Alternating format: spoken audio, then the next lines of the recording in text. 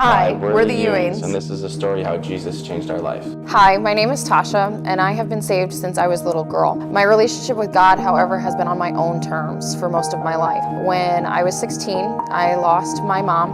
I was living a very prideful life. I thought I was above sin and above guilt because I wasn't doing as bad as some of the people around me. And then when I was 20 and a sophomore in college, I became pregnant with my daughter Angela.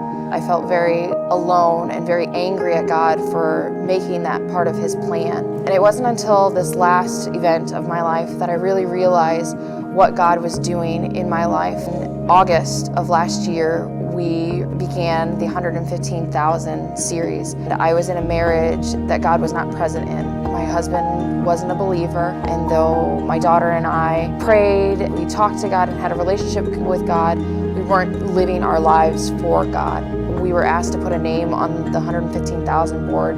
My name was the name of my husband. I began a spiritual battle for his heart. In our marriage, the fighting got worse and our relationship began to crumble to the point where he decided to leave in September. I didn't have a relationship with God prior to November of last year. In September, I had left my wife with no thoughts of coming back. In October, I had received an invitation from a River Oaks member to come to the Christmas service.